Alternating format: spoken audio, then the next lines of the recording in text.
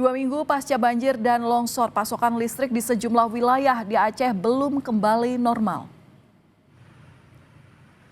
Listrik di Kabupaten Aceh Tamiang pada Kamis malam kembali padam. Di beberapa lokasi, listrik sempat menyala, tapi hanya bertahan beberapa jam saja. Sebagai penerangan darurat, warga memakai mesin genset atau penerangan seadanya. Malam tanpa listrik juga harus dirasakan warga korban bencana di Desa Blangpeuria, Aceh Utara. Listrik kembali padam pada Kamis malam meski sempat menyala pada Rabu sore. Warga berbondong-bondong ke sejumlah warung kopi dan SPBU yang memiliki genset untuk bisa mengisi daya baterai ponsel hingga mengakses internet.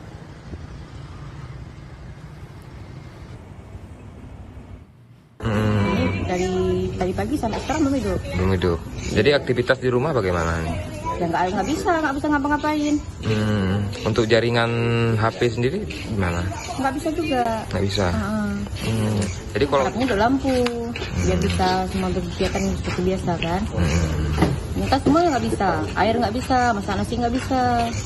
Cas HP, jaringan tuh nggak bisa.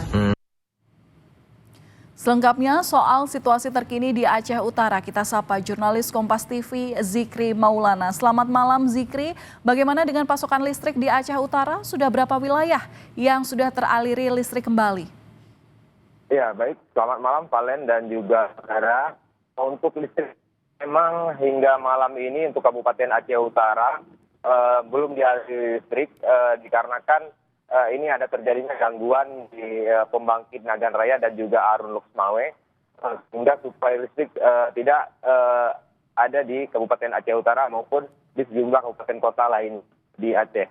Nah, untuk pasokan listrik sendiri memang ini mulai padam sejak Kamis dini hari begitu sekitar pukul 00 dan sebelumnya sempat menyala pada Rabu pukul 8.00 waktu Indonesia Barat dan ini tidak bertahan lama begitu Valen sehingga hari ini listrik belum juga menyala. Nah dampak padamnya aliran listrik ini juga mengakibatkan jaringan seluler itu terputus dan bahkan jaringan internet pun tidak bisa diakses sehingga masyarakat pun kesulitan ini untuk komunikasi. Nah dampak terjadinya pemadaman listrik juga terutama di lokasi bencana ini mengakibatkan warga kesulitan untuk membersihkan rumahnya begitu. Bahkan masyarakat pun tidak bisa menggunakan mesin untuk penyedot lumpur atau mesin untuk menarik air untuk membersihkan rumahnya dari endapan lumpur. Nah ini juga pengaruh pasokan listrik ini juga sangat berpengaruh pada perekonomian masyarakat begitu Valen. Oke, pasokan listrik hingga saat ini masih belum merata menyala seluruhnya di wilayah Aceh Utara. Tapi kalau melihat di belakang Anda, ini Anda terlihat di SPBU, suasananya terang begitu. Ini untuk sumber listriknya dari mana, Zikri? Nah, baik untuk di SPBU ataupun pom bensin tempat saya melaporkan saat ini merupakan pom bensin mereka untuk aliran listriknya menggunakan atau mesin pembangkit daya begitu. Nah, di lokasi ini juga maupun di sejumlah warung kopi yang ada di Aceh Utara ini tempat titik berpusat ini. Masyarakat di situ bisa menggunakan pengisi daya untuk pengisi daya handphone seluler dan juga bisa mengakses internet di sejumlah warung kopi maupun SPBU yang memiliki genset begitu, Valen. Nah, untuk memang kondisi ini sangat memilukan dikarenakan banyak masyarakat yang dampak banjir masih terus melakukan pembersihan ini sangat menjadi kesulitan dan masyarakat pun sangat berharap agar kondisi listrikan di Aceh segera pulih, Valen. Tapi kalau melihat kebiasaan warga dengan menumpang di warung kopi, kemudian juga menumpang untuk mengisi daya handphonenya di SPBU gitu, harus merogoh kocek lagi nggak? Harus bayar nggak, Zikri? Nah, memang ini menjadi kesulitan bagi warga sendiri dikarenakan warga yang terdampak banjir, mereka pemasukan tidak ada, belum bisa beraktivitas secara normal. Ini pun menjadi hal pilu bagi masyarakat dikarenakan mereka harus merogoh kocek, sementara penghasilan tidak ada.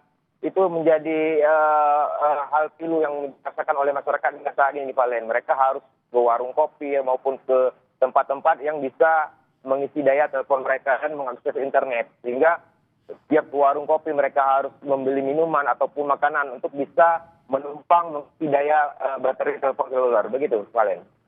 Ya, untuk memenuhi kebutuhan utamanya saja hingga saat ini mereka harus mengeluarkan uang yang ekstra. Terakhir, Zikri, soal pelayanan terhadap warga, terutama bagi mereka yang masih di lokasi pengungsian, terutama dalam aliran listriknya. Nah, itu bagaimana? Nah, untuk pelayanan masyarakat memang di posko-posko pengungsian, jumlah posko pengungsian di Aceh Utara yang sebelumnya sempat kami pantau, memang mereka di posko pengungsian tinggal dengan kondisi gelap. Bahkan mereka hanya bisa menerangi waktu mereka di pengungsian itu hanya menggunakan lilin.